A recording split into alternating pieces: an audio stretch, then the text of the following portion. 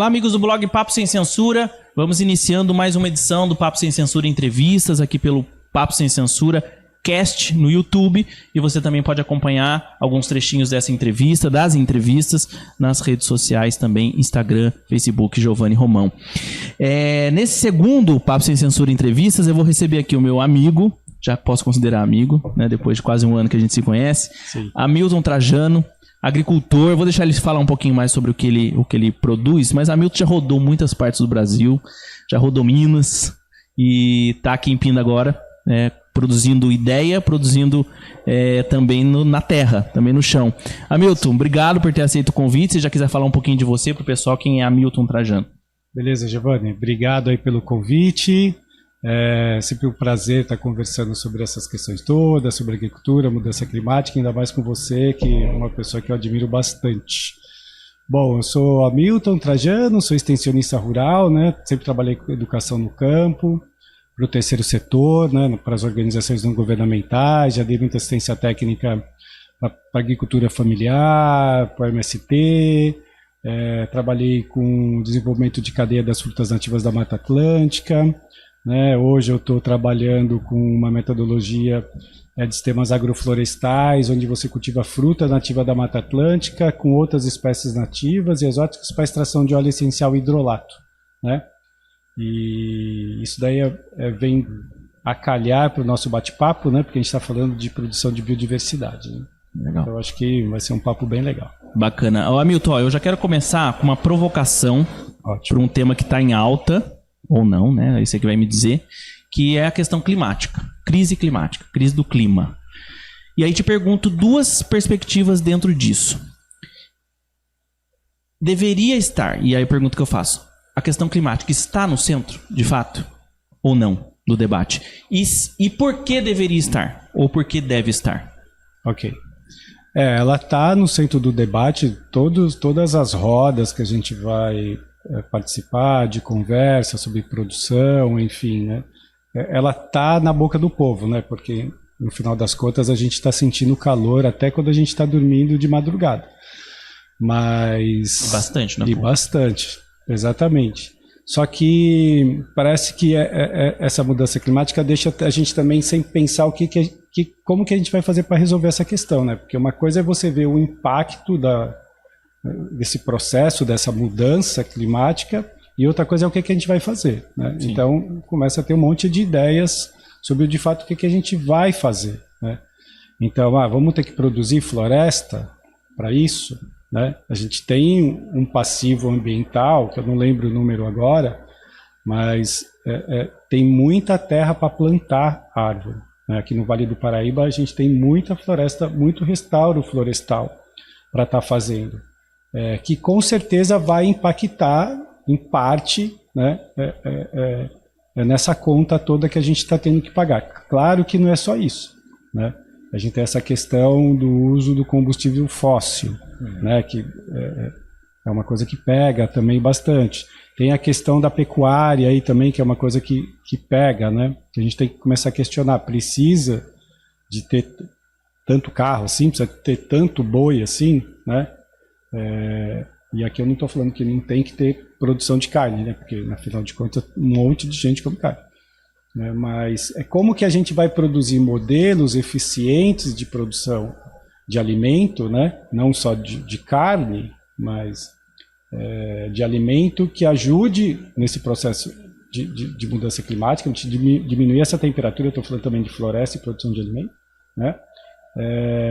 Mas o que mais que a gente vai fazer para que esses graus Celsius não subam mais do que eles já estão, né? E, Hamilton, quando você fala o que a gente vai fazer, quem tem que fazer? Então, eu parto sempre de um princípio que é assim: primeiro eu tenho que começar a fazer alguma coisa, né? Dentro da minha casa. Pensando que o vizinho também pode fazer isso. Todos nós podemos fazer alguma coisa, cidadão comum, né? O município tem que fazer também a sua lição de casa, né? O governo do estado tem que fazer a sua lição de casa, né? O governo federal tem que fazer a sua lição de casa. E os outros países, todo mundo tem que fazer as suas coisas, né? A gente, enquanto cidadão, enquanto poder público, né? As empresas têm que fazer alguma coisa, Ontem eu estava vindo de Taubaté e eu não sei qual empresa que é, soltando um cheiro que parece que é gostoso no ar, à noite. De aromas. Mas é um cheiro super tóxico, entendeu? Será que isso causa algum impacto no ambiente natural? Porque quando a gente está falando de mudança climática, a gente também não pode ficar falando de outras coisas que também estão acontecendo, né? Então, por exemplo, um aroma desse no ar afeta o micro-organismo, afeta passarinho, afeta a gente, afeta a planta, né? Isso causa algum impacto, né? Se você mata o passarinho que comia aquela aranha, né? Enfim, você vai mexendo numas cadeias que elas estão invisíveis, que a gente não está vendo, né? Então acho que todo mundo tem que ter a responsabilidade, né? Porque a gente teve um vento forte que eu não vou saber classificar, vou chamar de tornado, sei lá, um vento forte que aconteceu lá no bairro do Pinga, ok? Aqui em Pinda. Aqui em Pinda. Estamos em Pindamonhangaba, São Paulo. Isso aconteceu num domingo, no final da tarde, começo da noite. Bateu um vento super forte, destelhou um monte de casa, arrancou árvore, arrastou carro. Pra você ter uma ideia, tudo bem que era um Corsa, não é muito pesado, mas arrastou um carro com freio de mão puxado, entendeu? Não é qualquer coisa, compreende? Né? E já chegou na nossa porta. Né? Então a gente está falando, por exemplo, da produção agrícola. Sim. Já chegou na nossa porta. Né? Então, para você ter uma ideia, a lavanda corre o risco de desaparecer da Europa, porque ela é uma planta de clima temperado na França, na Europa, porque a Europa está atingindo 45 graus no verão. Quer dizer... De termômetro, né? Fora a sensação. Fora a sensação. Então, se está quente para a gente, imagina para a planta, porque o sistema é o mesmo, né? Respira, transpira e tudo mais. Então, para nós aqui, enquanto uma região que ela é agrícola também, o Vale do Paraíba é uma região agrícola, quer dizer, deveria inclusive estar produzindo até mais arroz do que está produzindo, né? Sofre com essa mudança climática. E a gente já vê isso nos preços dos alimentos. Né? Então, quando você fala assim, falar da produção orgânica, está R$70 o quilo de 5 quilos de alface orgânico, quer dizer... De arroz. De arroz orgânico, você fala, tem alguma coisa errada, tá já afetando demais, né? Sim. Então, estou falando da produção orgânica, mas da produção convencional também. Está caro também, sim. Está caro do mesmo jeito, né? Porque o maço de couve está 7, convencional, a da orgânica está 9. Quer dizer, R$7 um maço de couve, que nasce em qualquer quintal. Sim. Né? Então, tem uma coisa que está afetando. Por quê? Porque ninguém aguenta trabalhar nesse sol também, né? A juventude já está toda desestimulada. Né? Por conta do histórico de produção que a gente tem, que parece que ninguém prospera com esse negócio. Né? Eu queria chegar com você nessa questão da produção, né? Se está faltando gente para produzir, inclusive na zona rural, né? Ou também nas áreas urbanas, que, né, de alguma forma tem produção também. Mas antes de eu chegar nisso, você citou um evento extremo que aconteceu no bairro do Pinga. Ou seja, os eventos extremos estão acontecendo aqui, certo. Né? Aqui na nossa porta, na nossa cara. Não é preocupante uma cidade que está a ponto de implementar a sua política de meio ambiente, por exemplo, que é o que está sendo debatido na Câmara, teve audiência pública recentemente, e essa política de meio ambiente que tem 200 artigos, mais de 200 artigos, ela não tem nenhum que cita situação de climas extremos ou de condição extrema, o que fazer com isso, como fazer. A cidade está olhando para isso. Quando você falou, um dever de todo mundo, né, um dever também do município. Não é preocupante que, por exemplo, está a ponto de aprovar uma política que não fala de eventos extremos. A prefeitura, será que tem conhecimento, por exemplo, desse evento extremo que aconteceu? Eu acho que ficou sabendo depois de bastante tempo, né, que o evento aconteceu, porque de alguma forma você acompanha, porque você conversa com os vizinhos, e aí, você conseguiu voltar para sua casa, né, porque destelhou tudo, né? Quer dizer, eu não fiquei sabendo de nenhum tipo de ação que a prefeitura fez de reparo, por exemplo, porque tem, acho que, uma verba destinada para esse tipo de acidente. Né? Eu não sei se o pessoal eu acredito que o pessoal não está preparado. Tudo bem que voou a entrada daquele totem da entrada da cidade. Foi naquela mesma... Foi mais ou menos naquele período, um pouco depois, talvez, não lembro agora, uns 3 meses depois. Mas provavelmente o Corsa era mais pesado que o Portal. Acredito que sim, cara, porque, meu, de modo que os caras entenderam que esses ventos eles estão batendo, eles vão bater cada vez mais, porque a gente está registrando esse do Pinga aí da entrada da cidade, que eles fizeram um movimento, né, de tipo, a Defesa Civil apareceu, não sei o quê, mas assim, eu acredito que a gente não está preparado para uma catástrofe de um porte de um vento desses que a gente vê, por exemplo, nos Estados Unidos. Teve um tremor de terra recente agora, né, que parece que todo mundo sentiu numa cidade aí. Então, quer dizer, o Brasil não tem muito esses problemas, né, esses prejuízos. Então, eu acho que a gente está bem despreparado, a prefeitura deve estar bem despreparada, não tenho notícia disso, mas acho que era bom a gente se preparar, principalmente nessa questão do que a gente vai fazer com o ambiente natural da gente, né? Mas isso é um problema global, o que eu posso fazer aqui no meu município? Faz o que... Dever de casa. Faz o dever de casa, né? Que com certeza deve ser... você tem que apoiar o produtor rural, que a gente está falando, sei lá, vamos plantar árvore para diminuir a temperatura, que é uma coisa que a gente sabe que funciona também. Então vamos apoiar o produtor rural para se regulamentar nas suas áreas, né, de reserva legal, de APP hídrica, por exemplo, né? Consequentemente, o cara vai aumentar a produção de água dele dentro da propriedade, né, porque a gente está passando por um problema climático e que também é um problema de falta d'água.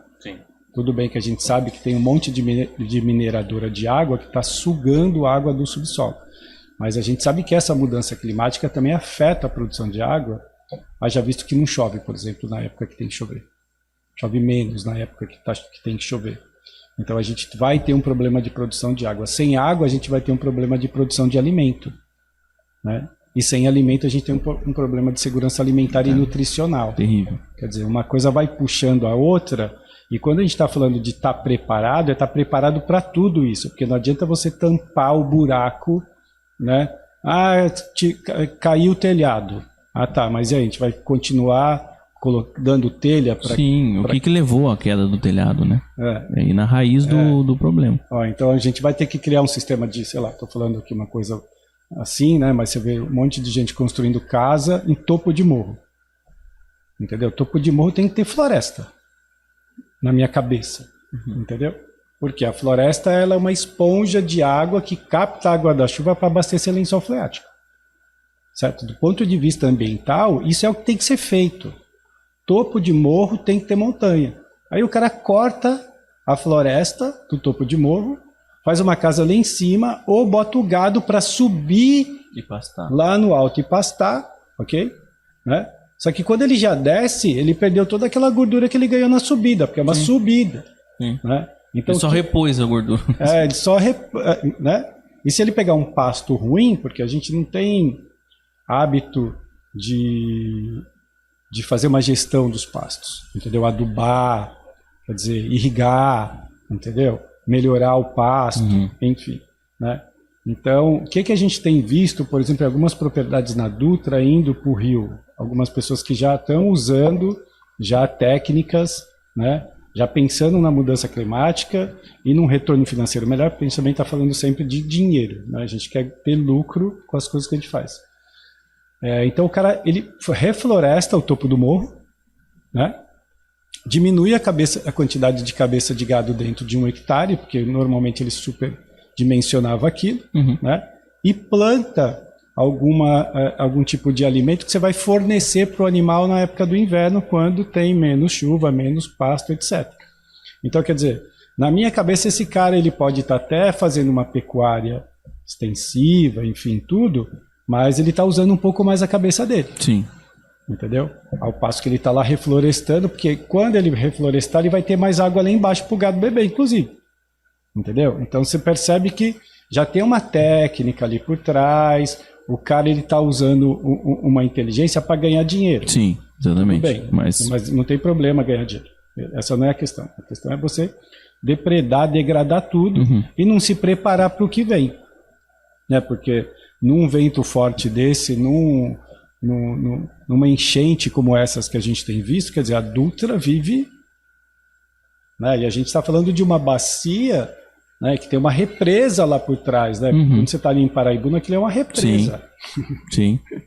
Meu, se aquele negócio enche, sei lá, né? A gente tem visto muita coisa dessa acontecendo. Essa água vai ter que descer tudo para cá. Exatamente. E se aquele negócio romper, como a gente tem visto barragens rompendo. Aqui mesmo a gente tem, né? Em Santa Branca tem uma, mais pra frente ali na região de Queluz, sentido Resende, tem outra. Então, dá medo, Barragens, entendeu? claro. A gente sabe que isso não vai acontecer, né?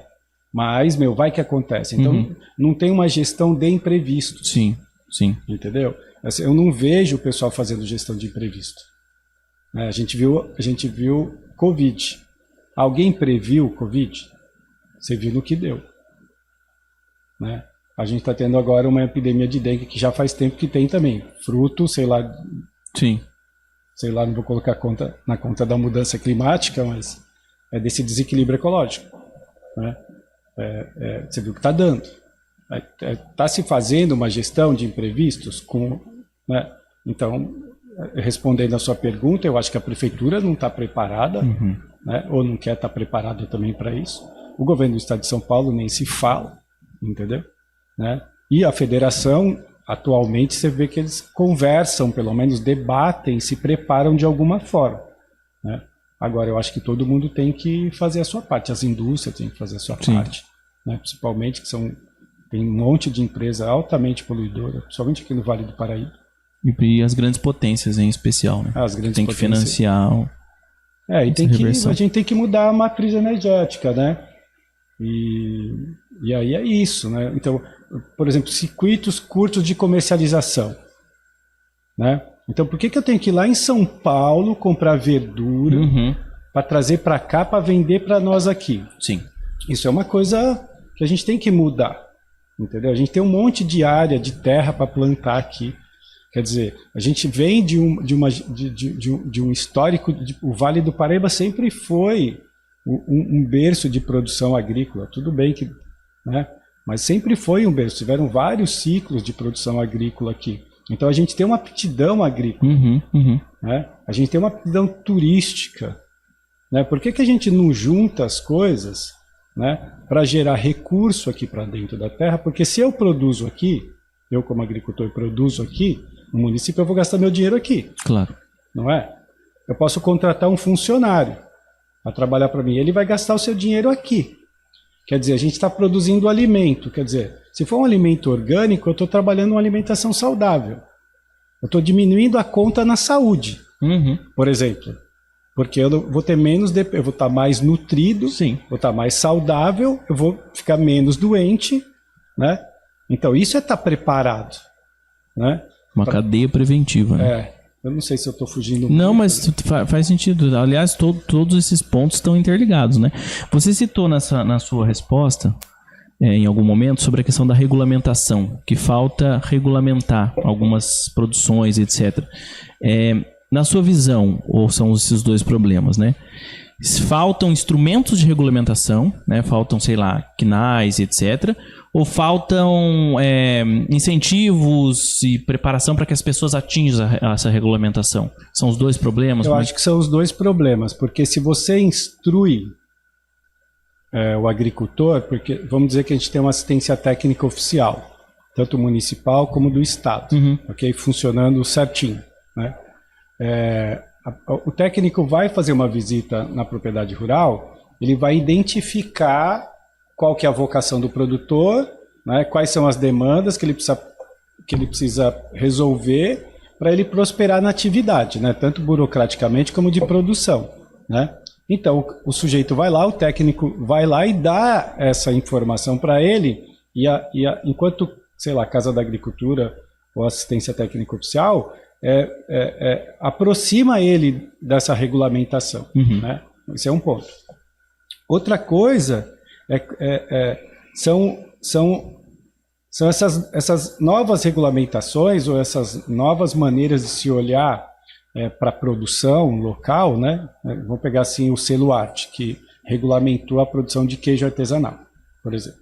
Demorou, foi super cansativo, né? A Anvisa teve que ir lá, se sensibilizar, né, com a produção do queijo e tudo mais, porque ela não admitia você produzir um queijo numa bancada de madeira, porque bancada de madeira dá fungo, entendeu? E fungo é um contaminante, ok? E tá. Certo. Só que quando você está mexendo com queijo artesanal, você pega um queijo, um gorgonzola, é fungo. É fungo. Tudo bem, eu não sou especialista em queijo. Sim.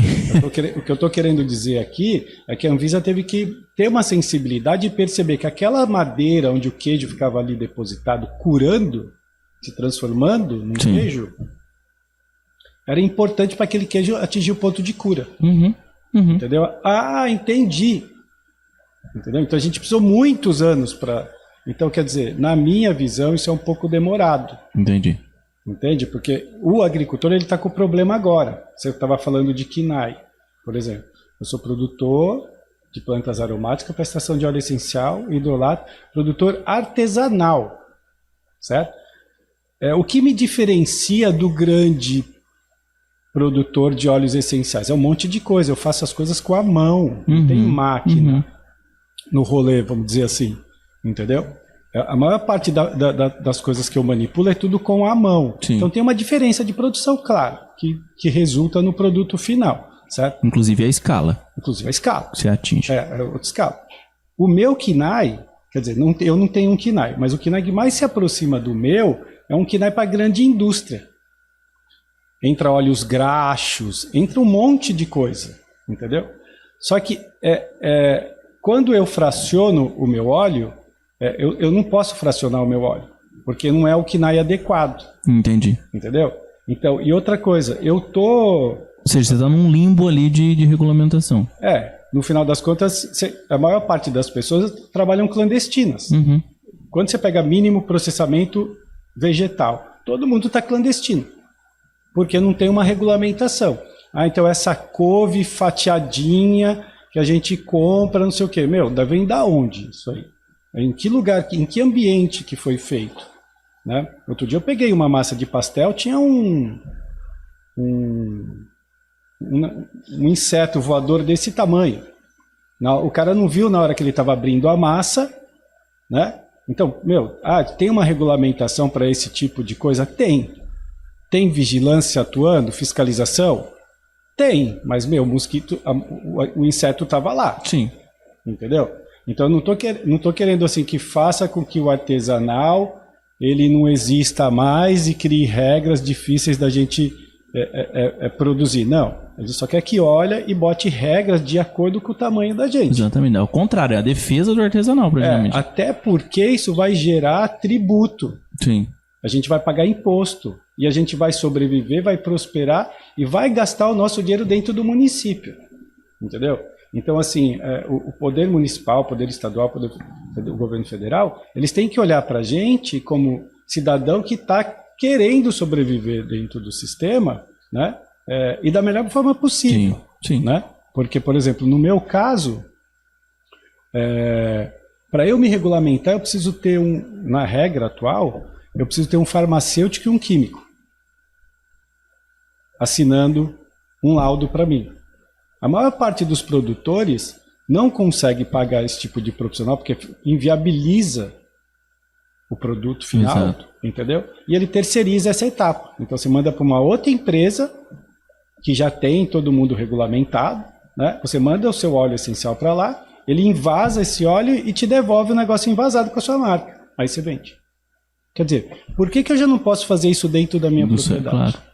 Entendeu? Porque você gera um risco. Tá bom, mas você me ajuda a diminuir, a zerar com o risco? Não é possível que eu não consiga zerar um risco. Uhum. Entendeu? Porque se eu mexo com uma matéria-prima de 1 litro, fracionar, para mim é a mesma coisa. Sim. Entendeu? Então alguém tem que dar um passinho, né? Para ajudar a gente, que é pequeno, a se regulamentar. Mas isso é o problema da prefeitura. Qual que é o passinho que a prefeitura vai dar? Mas isso é um problema do governo do estado. Então tá bom. Qual que é o passinho? Entende? Alguém tem que dar espaço. Desde até uma Anvisa, entendeu? A Anvisa tem que dar um monte de passo. A vigilância sanitária tem que dar um monte de passo. Entendeu? E a gente precisa ser ouvido. Sim. Né? Então, nesse sentido, eu acho que, de novo, né, esses órgãos todos, eles têm que fazer a lição de casa também, né? Porque a gente está querendo trabalhar, inclusive com biodiversidade. Então, o caminho do Brasil em termos de produção de produtividade é biodiversidade, não é monocultura. Entendeu? Então, hoje a gente tem aí monocultura de soja, de eucalipto, de milho, disso e daquilo, e tem um monte de dinheiro despejado para esse tipo de atividade. E são grandes indústrias de fora que vêm aqui para o nosso país, que plantam, né, espécies até transgênicas, usam um monte de veneno, polui toda a nossa água e é totalmente subsidiado pelo governo para produzir. E pega todo o dinheiro e leva lá para fora. Não gasta não gasta dinheiro aqui. Entendeu? Então você fala assim, mas o agro, ele leva o Brasil nas costas. Não leva. Entendeu? O agro não paga ICMS. Por causa da Lei Candir. Por quê? Quem produz matéria-prima tem isenção de ICMS. Sim. Quer dizer, né? O cara já não paga ICMS. Sim. Né? Aí o governo vai lá e estimula o cara a produzir commodity. Eu não sei agora de cabeça quanto de investimento foi feito no plano Safra para commodity, para agricultura. Entendeu? Eu sei que para agricultura familiar foi bem pouco. Entendeu? Então, assim, é muito dinheiro que é investido no commodity e pouco dinheiro que é investido no arroz e no feijão. Entende? Então, isso precisa mudar. Porque quem é o agricultor que gera emprego é o cara da agricultura familiar que bota o arroz e feijão no prato do brasileiro. Eu ia falar isso. O investimento está indo, você falou do agro, que não chega a 30% de alimentar o povo brasileiro. Quem alimenta 70%, 80% da alimentação do brasileiro vem da agricultura familiar. Então, o subsídio está indo para o lugar errado. Está indo para o lugar errado e é nítido. Entendeu? Então, assim, teve momentos, por exemplo, que os caras bateram recorde de produção com aumento de área. Então, o cara tem que aumentar a área para aumentar a produtividade. Hoje eles conseguem fazer isso na mesma área, mas eu tenho dúvida disso daí ainda. Eu tenho dúvida, né? De qualquer jeito, você vai ver Globo Rural, por exemplo, no domingo de manhã, você vê um monte de problema que o agro está passando. Hoje um saco de NPK, eu posso estar muito enganado, é R$250. Entendeu? Que é um negócio que acidifica a terra. Eu ia perguntar o que é o... É o nitrogênio, fósforo e potássio. É um fertilizante petroquímico. São 3 nutrientes que é fornecido para a terra, ok? Para a planta. Né? Um negócio que deixa a terra mais ácida. É um sal mineral. Né? Deixa o solo mais ácido, ok? Né? R$250. É super caro. Porque a gente está falando, por exemplo, de um saco de calcário que você fornece cálcio e magnésio, está 15, 50 quilos. Que diminui a acidez. Até tem uma coisa meio controversa, né? Você paga R$250 num negócio que deixa a sua terra mais ácida. É uma coisa bem engraçada. Eu como extensionista rural, técnico, eu não consigo entender. Mas qual que é a lógica? Salva a planta? Não, então, tem um marketing poderosíssimo, né? Então, todo veneno, todo produto agrícola é igual um carro, entendeu? Então, quando você vai fazer um lançamento do carro, infelizmente... tem sempre uma mulher bonita, né? Não sei o que, mostrando o carro, cerveja, cigarro, no veneno e nos produtos agrícolas é a mesma coisa. É a mesma lógica. Os caras levam um monte de barril de chope, levam um monte de carne, faz churrascão e levam um monte de mulher bonita para servir a gente e apresenta o produto. Aí o produtor já tá lá meio chapadão, não sei o que, todo encantadão com aquilo tudo, que legal, que tratorzão legal, não sei o que, entendeu? É marketing. Né? Eu sempre vi isso, eu falava, que coisa estranha, né? A gente está aqui no campo, né? Até aqui, né? Acontecem essas coisas, e acontece de verdade, entendeu? É uma estratégia, né? E infelizmente hoje você pega, por exemplo, as universidades, né? A universidade, na maior parte das vezes, se não dizer 100%, entendeu? Ela forma agrônomo para ser vendedor de veneno. Eu sou técnico agropecuário, me formei em 1991, entendeu? Eu tenho um monte de amigos que saíram da escola, não foi trabalhar no campo, foi trabalhar para a loja de veneno. Sim. Então como que é nas lojas de produto agropecuário por aqui? Não, conversa com o agrônomo lá que ele te dá a instrução que você precisa. Eu estou com um problema aqui numa cultura tal. Ah, leva esse veneno aqui que a gente é bom. Por exemplo, até onde eu sabia, você não tem veneno específico para beterraba. Entendeu? O cara fala, bota o da batata. Mas o fabricante fala, ó, sim, é nessa cultura aqui. Doideira. Entendeu? Aí você vai lá, bota um veneno que não é para aquela cultura, porque foi testado para aquela cultura. Muitas vezes você bota numa dose também não recomendada. Entendeu? E você já começa a criar um outro desequilíbrio ali. Sim. Entendeu? O veneno já é um desequilíbrio por si só. Que a palavra já fala errado, tudo, né? Sim. Não é um defensivo. Eles chamam de defensivo. Não é um defensivo. Bonito. Aquilo não defende nada, não defende o agricultor. Sim. Sim. Entendeu? Porque e não defende quem come também. Não, a indústria envenena. Sim. Porque a indústria está instalada, a gente sabe. Né? Então, isso também eu acho que faz parte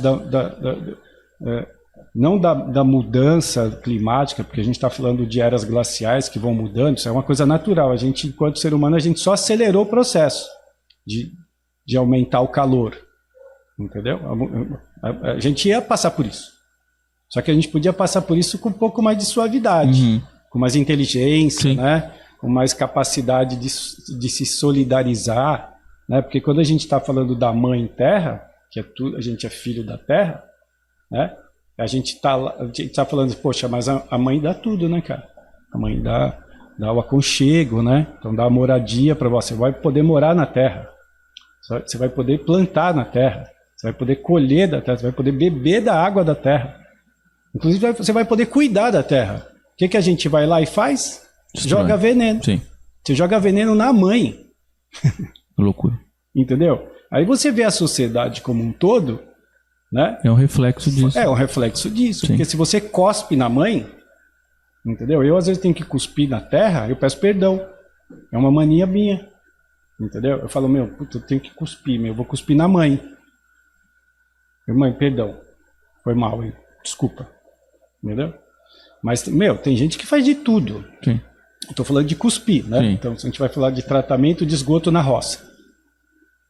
Né? Então, fossa, né? Aquela fossa, aquele buraco no chão com a manilha. Para onde que vai tudo? Né? Eu estou com hepatite, por exemplo. Vai lá para aquela fossa. Aquela fossa está acima do curso d'água. Aquele negócio entrou no lençol, caiu na água para o meu vizinho lá embaixo beber. Surto. Eu já vi isso acontecendo. Sim. Na cidade onde eu morava, em Bueno Brandão. Teve um surto de hepatite lá. 80% da população pegou hepatite. Como transmitiu, né? Então, o cara foi lá, fez o número 2 lá perto da captação de água e contaminou todo mundo.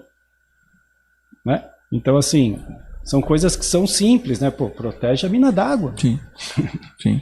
Como é que o cara, né, tem acesso Claro que hoje está mudado, tem muita coisa que mudou, mas você vai na roça, sei lá quantos % da população rural tem uma fossa biodigestora, uma fossa que se trata.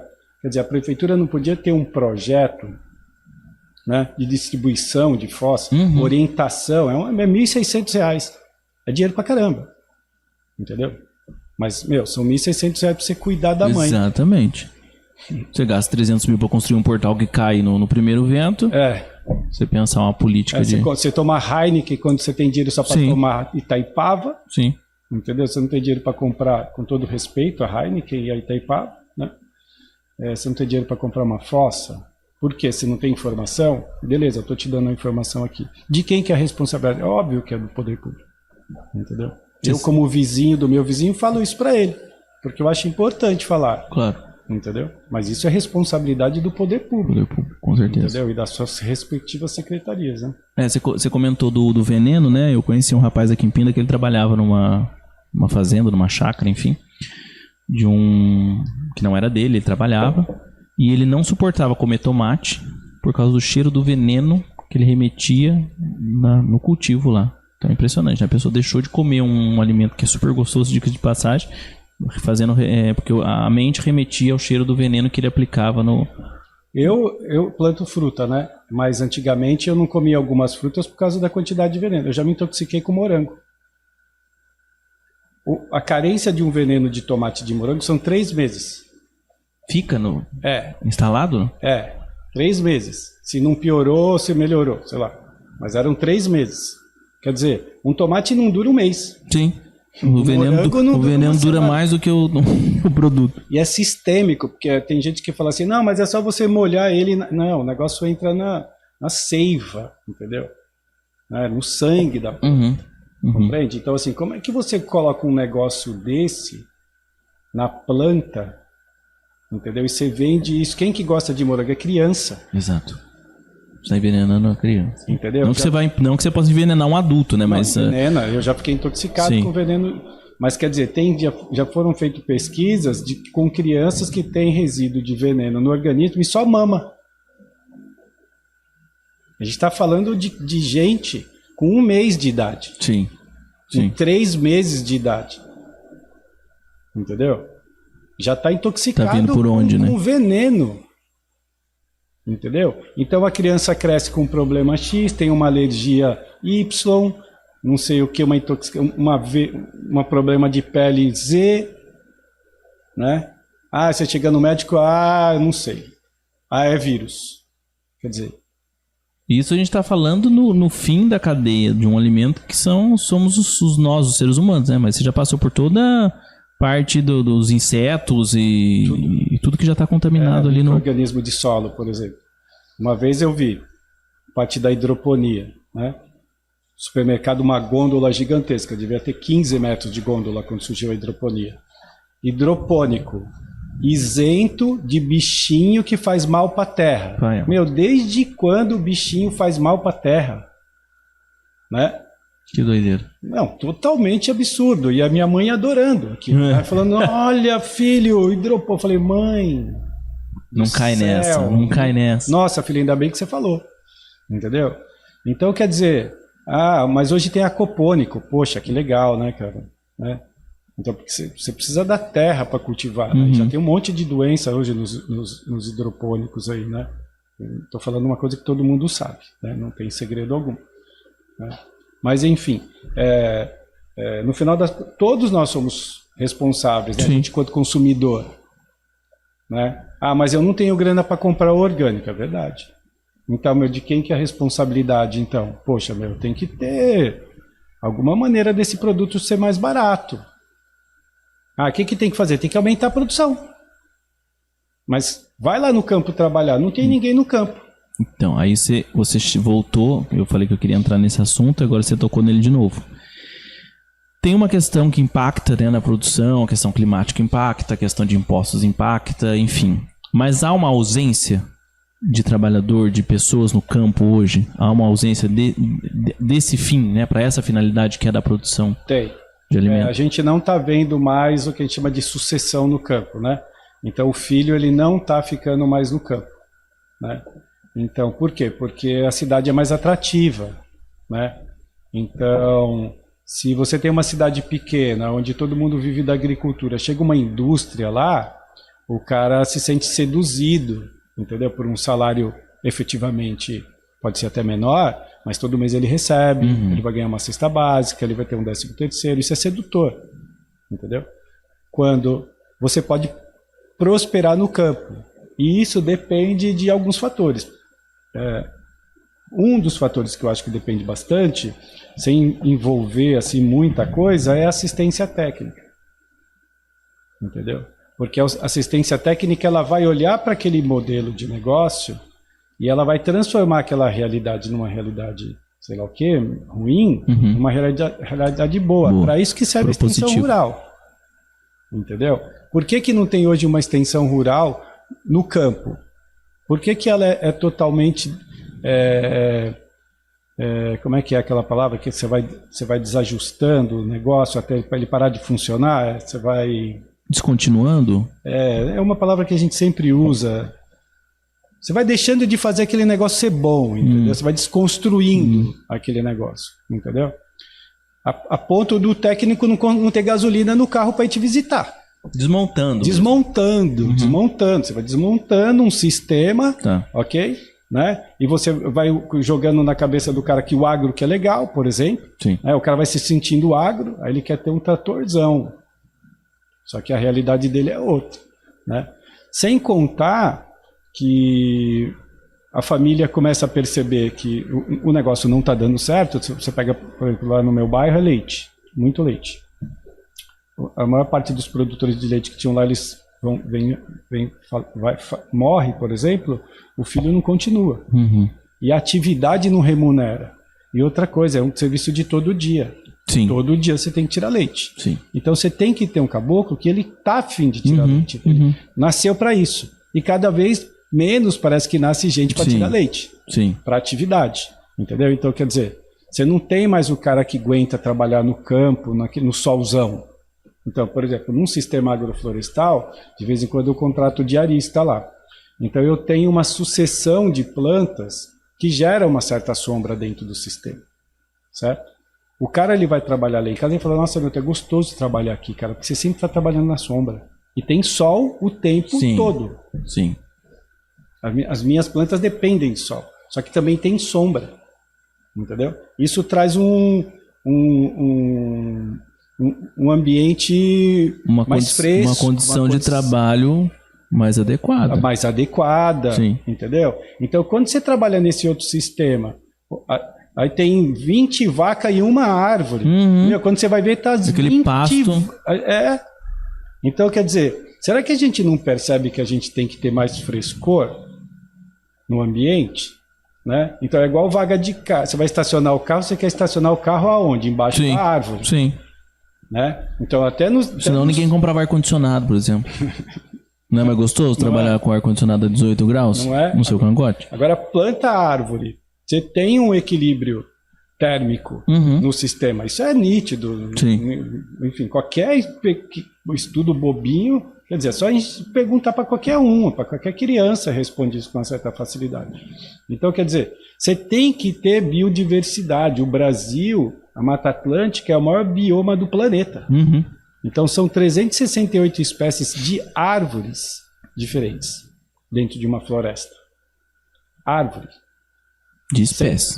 De espécies de árvore. Na quantidade. Né? Agora, você imagina as begônias, as outras as samambaias, enfim, tudo que tem dentro de um... Né? Então, quanta biodiversidade, quanta planta tem que, inclusive, poderia servir até de produto. Né? Eu estava vendo um dado super legal, que assim, o município de São Paulo é o maior consumidor de planta ornamental da América Latina. A lei da Mata Atlântica do Estado de São Paulo, ela é diferenciada porque ela fala que a gente pode usar a floresta com regra. Né? Então a floresta é um grande viveiro, por exemplo. Né? A gente não pode cultivar espécies nativas da Mata Atlântica, ornamental, para abastecer esse mercado, por exemplo? Né? Porque esses paisagistas eles têm que comprar planta em algum lugar. E se você for pegar o livro lá de plantas ornamentais no Brasil, 70% é tudo, 80% é tudo planta de fora. E que tudo bem, entendeu? Porque a nossa colonização, ela veio de todos os lados. Então tem casa de japonês, casa de português, casa de alemão. E os caras trouxeram a sua cultura, arquitetura, o seu paisagismo. Né? Você passa na frente da casa do japonês, você sabe que é um jardim japonês. Você bate o olho no jardim, né? Você fala, meu, é japonês que mora aqui, né? Sim. Porque é um jardim japonês. É cultural. É cultural. Agora, você fala assim, eu já tive clientes que falaram, meu, eu quero planta brasileira. Não tem no mercado. Entendeu? Ah, o município de Pinda sacou isso, começou a estimular o produtor, sabe? Não tem um gestor que saca essas coisas. E o gestor que deveria ser essa pessoa. Sim. É o cara que a gente paga para ele ser inteligente. Pra ele ter sacado, óbvio. Entendeu? Óbvio. Pô, meu, você só vai querer ficar ganhando dinheiro com asfalto? Sim. Entendeu? Desmontando calçada para fazer calçada para colocar o tupis em cima. Sim. Quer dizer... Ou a gente também precisa ficar dependendo que ele tenha inteligência, mas que ele tenha capacidade de escuta, né? Que ele faça um debate, que ele amplie... inteligente lá, ele pode ser bonito, sei lá. Que ele amplie o debate, que ele faça fóruns, desses fóruns podem surgir essas ideias. Minimamente você debate isso com a população. Sim. Gente, eu tô pensando, antigamente reunia todo mundo na praça, né? Hoje você tem a praça eletrônica, né? Pô, meu, se o prefeito, o presidente, o governador bota um vídeo no WhatsApp, entendeu? Falando, gente, eu tô querendo saber a opinião de vocês em relação à produção de plantas, não sei o quê, blá, blá, blá, blá. Por exemplo, planta medicinal para abastecimento do SUS. Estou falando aqui do município de Pinda ou Vale. Ah, será que a gente consegue abastecer o Vale do Paraíba com planta medicinal? Será que a Secretaria de Saúde gosta de planta medicinal? Será que a classe médica não vai Será que arrumar problema? Será que a classe médica não vai arrumar um problema se a gente começar a produzir planta medicinal aqui para abastecer o SUS ou para abastecer uma indústria de medicamento que usa moléculas naturais para fazer os seus próprios remédios, né? Que remédio não cura nada, remédio remedia, né? Sim, o nome já diz. O nome já fala, não posso fazer nada, não é a minha opinião. Sim. Mas eu concordo também. Então, será que a gente não pode produzir, né, esse tipo de coisa? Será que isso geraria recurso para o município? Será que planta aromática geraria? Usa muito veneno para produzir essas coisas? Tem um jeito da gente não usar veneno para essas coisas? Porque não dá para você ficar plantando planta medicinal e usar veneno. Você concorda? Então, quer dizer, isso para o município já ser lindo. Sim. Né? Ó, meu município não usa veneno. A Costa Rica é um país orgânico. Ah, mas a Costa Rica é pequenininha, mas Pinda também é. Né? Exatamente. A gente faz comparação, não é para ficar, né? Não, mas ó, do tamanho de Pinda. Sei lá, do tamanho de Campinas, não sei o tamanho da Costa Rica. Boas práticas, né? Boas práticas, uai. Boas práticas. Quer dizer, o gestor ele pode fazer isso. Entendeu? Em todos os âmbitos, né? Então, a gente vai promover o uso, sei lá, a gente percebeu que a gente tem um índice enorme de gordura no fígado das pessoas e no coração. Mas essas pessoas precisam fazer exercício. Pô, nós temos uma cidade que ela é inteligente. O que a gente vai fazer? Vai botar esse povo para fazer exercício. Não é? O desafio, quero todo mundo fazendo exercício. Não, mas isso daí não pode. Mas o cara lá do Butão, ele fez todo mundo começar a pensar na vida. Exatamente. E criou, né, aquele monte de índice de desenvolvimento humano que eles chamam de... IDH. Mas eles chamam de felicidade interna bruta. O desenvolvimento do país não é medido pelo PIB. É medido por esse índice aí. De entendeu? felicidade. De felicidade. Eles conseguem medir a felicidade da sua população. Saiu até no Fantástico. Sim. Entendeu? Então, quer dizer... Que não está atrelado só a uma questão econômica, né? Não, o cara quer ver o povo dele feliz. Sim. Então, quando um gestor fala, eu quero ver meu povo feliz, não pode ser só da boca para fora. Ele tem que fazer o negócio acontecer. Entende? E aí, quem que ele tem que botar? O time dele para fazer acontecer. Não é? Então, exato. E o time dele ouvia as pessoas. Ô, Hamilton, a gente está caminhando aqui pro final, por incrível que pareça, já 50 minutos que a gente está batendo papo. Agora que eu estava ficando relaxado. Você está há quanto tempo nessa área? 35 anos. 35. Como pós-estudante. Tá, né? Eu não quero entregar a sua idade. Nesse período, né, nessas 3 décadas, quase 4, mais avançamos ou mais retrocedemos? Eu sei que é uma pergunta complexa, mas assim, de modo geral, né? Mais avançamos ou retrocedemos? O que é mais urgente nesse momento para a gente avançar alguma coisa? Um balanço geral desse Eu período. sou otimista pra caramba, assim, porque lá na escola onde eu estudava, só tinha eu que falava de agricultura orgânica. Hoje você chega lá, tem um monte de professor que dá disciplinas de agroecologia. Você fez onde? No sul de Minas, em Confidência. Hoje é Instituto Federal do Sul de Minas lá. Inclusive, está sendo sempre referência em várias coisas lá. Então, se você pegar desse olhar, né? Então, antigamente, eu demorava 1 ano e meio para mostrar para um produtor que a agroecologia era uma coisa sensata e mais rentável e melhor para o planeta e para ele mesmo. Hoje, as pessoas já vêm falando assim, eu quero uma consultoria agroecológica. Quero ser agricultor e quero ser agroecológico. Então, se você pegar desse ponto de vista, você fala, nossa, muita coisa melhorou. Né? Então, nas conferências que normalmente eu participo, nacionais, aí tudo, tem muita coisa acontecendo. O Sudeste é um caso à parte, é engraçado, parece que o Sul também. Porque no Nordeste, cara, é uma união incrível. Né? Assim, as coisas acontecem, né, com uma certa rapidez. Aqui no Sudeste também está acontecendo. Então, tem muita coisa acontecendo. Eu acho que mudou, melhorou, entendeu? Mas quando você bota uma lupa assim, né, no ser humano, me parece assim que a gente não conseguiu avançar. Assim, por mais que eu seja otimista, entendeu? Quando você vê uma mudança climática, claro que isso também não é causado muitas vezes por a gente que é aqui pequenininho, né? Sim. A gente é a raspa do tacho de uma meia dúzia de gente aí que fica mandando no mundo, né? E fazendo cagada. E fazendo cagada, né? Então os caras, eles determinam o que vai acontecer com a gente. Então eu não chego esse supermercado aqui é lotado de coisa e tal. Mas não tem um doce de leite que eu quero comer. Uhum. Entendeu? Então eu não tenho o poder de escolha. Porque aquilo ali, ele fala o que eu vou comer. Sim. Já pré-determina, tem isso, isso, isso. Não vai ter o doce de leite XYZ, sabe por quê? Porque não vende. Sim. Porque é mais caro. Entendeu? 3 marcas de queijo Minas. Pronto. Entendeu? Então, assim, a gente está perdendo o poder de escolher as coisas. E isso é muito grave para mim. Uhum. Entendeu? Porque quando eu perco o poder de escolher aquilo que eu quero comer, aquilo que eu quero fazer, por onde eu quero andar, porque tem lugar que você não anda à noite. Exato. Entendeu? Então eu perdi o poder de andar à noite num lugar. Entendeu? Porque tem lugar aí que tem até toque de recolher. Os caras falavam, mano, nem vai lá, porque, vai dar ruim. Sim. E tal. Então, assim, quando a gente vai perdendo esse poder, eu acho que a gente começa a perder a alegria. Entendeu? Sabe, assim... assim nosso índice de felicidade vai desce, embaixo. Entendeu? E aí você começa a ficar doente, sabe? E aí eu acho que a gente tem que começar a olhar um pouco mais pra gente e primeiro se humanizar mais, né? Que outro dia eu vi uma frase que era assim...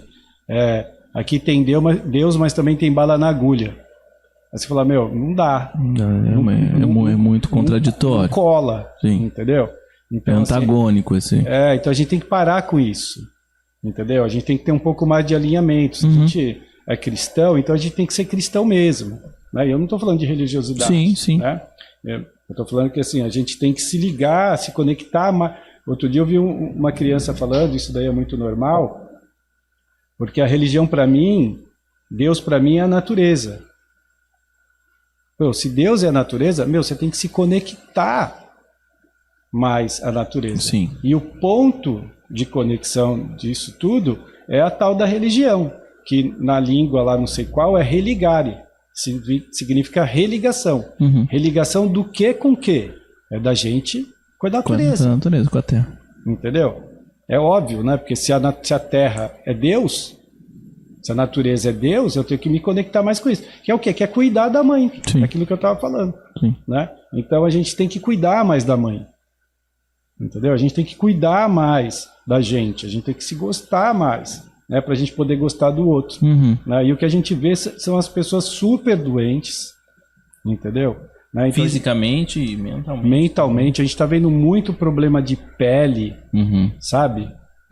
Que são doenças autoimunes. Então, quer dizer, a pessoa está se atacando. Eu não sei te explicar, mas assim, resumindo, é como se eu estivesse me atacando. Entendeu? Então, quer dizer, se eu mesmo estou me atacando, quer dizer...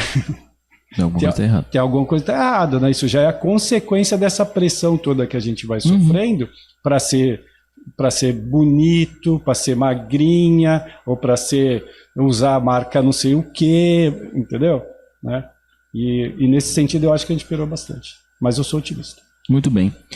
Hamilton, vamos finalizando por aqui. Eu queria te agradecer. Eu acho que é um assunto que, claro, não se encerra. Sim. Ele se renova, né? Assim como a nossa esperança se renova sempre. Então, com certeza a gente vai bater muito mais papos ainda ao longo do ano, né? Você esteja aqui em outras oportunidades também, seja no entrevista, seja no resenha. Quero te agradecer mais uma vez, se quiser deixar uma mensagem final. Eu queria lembrar o nome do poeta, que é aquele quilombola que morreu, o Nego Bispo. Ele falava assim, as coisas não tem começo, meio e fim, elas têm começo e meio. Entendeu? A gente tem que entender, vou deixar essa frase para a gente procurar entender ela melhor, porque eu entendi. Né? Então, assim, as coisas não têm fim, é biodinâmico, é infinito. Infinito é infinito, não tem fim. Então tem sempre um começo, um meio e ela começa de novo. Né? E a gente tem que aprender nesses meios e nesses começos o que a gente faz melhor para a gente mesmo, para o nosso vizinho, para o nosso município, para o nosso estado, para o nosso país e para a nossa mãe como um todo. Muito bem, Hamilton. Obrigado mais uma vez. Desse Giovanni. jeito a gente Tamo junto. encerra muito bem. Até o próximo Papo Sem Censura Entrevistas ou Papo Sem Censura Resenha. Um abraço. Valeu.